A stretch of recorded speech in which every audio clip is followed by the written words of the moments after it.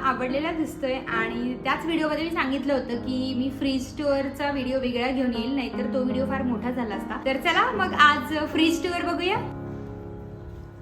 Fridge टूरची सुरुवात मी फ्रीजच्या cover पासून करते, कारण जेवढा फ्रीज महत्वाचा आहे तेवढाच माझ्यासाठी हा कव्हर सुद्धा.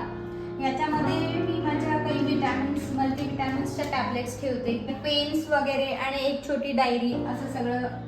फ्रीजरमध्ये हे मसाले,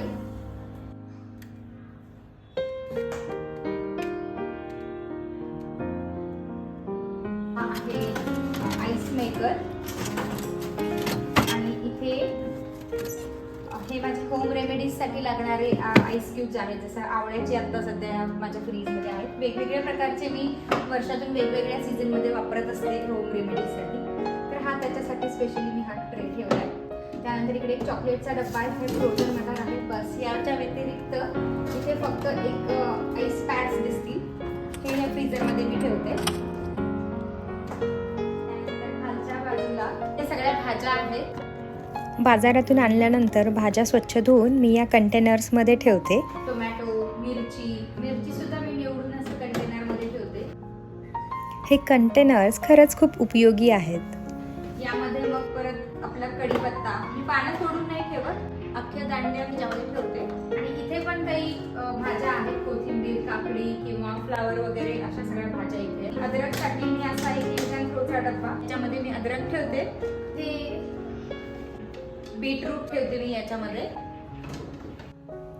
त्याच्यानंतर त्या बाजूला स्टीलची भांडी असतात, दुधाचं भांडं, दह्याचं भांडं, मक्याचे दाणे सोलून भांड्यात भरलेले किंवा मटकीचे डबा, आणि त्याच्या खाली ब्रेडचं पॅकेट किंवा मशरूमचे पॅकेट्सवाले भाज्या मी त्याच्यात ठेवते. आणि पालेभाज्यासुद्धा, पालेभाज्यांसाठी डब्यामध्ये पेपर टाकून अशा पालेभाज्या ठेवते, म्हणजे एक्स्ट्रा पाणी त्याच्यामध्ये ॲब्झॉर्ब होतं.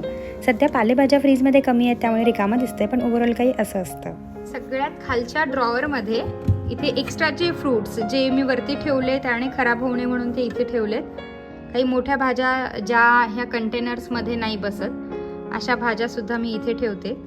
त्यानंतर ज्या गोष्टी रवा, मैदा वगैरे जे बाहेर खराब होतं ते मी बाहेर वापरायला काढून काही गोष्टी मी इथे ठेवते फ्रीजमध्ये, कारण त्यामध्ये जाळ्या वगैरे नको पडायला. फ्रीजच्या दाराशी मी ह्या सगळ्या गोष्टी ठेवते. आता आपण एक एक करून बघूया काय काय ठेवते ते.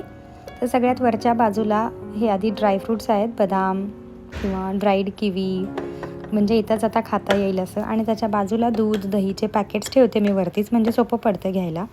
त्याच्या खाली हा स्पेशली देवाचा कप्पा आहे, इथे फुलं, कधी दुर्वा, खायची पानं, अशा सगळ्या गोष्टी असतात.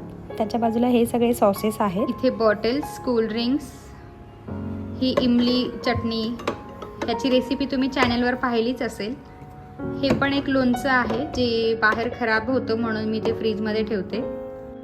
यातल्या काही गोष्टी कमी जास्त सीझन वाईज होत असतात, पण ओव्हरऑल माझं फ्रीज काही असं असतं.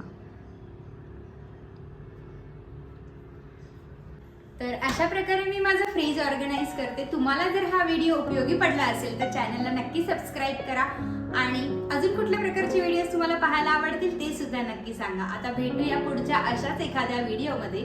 तोपर्यंत बाय.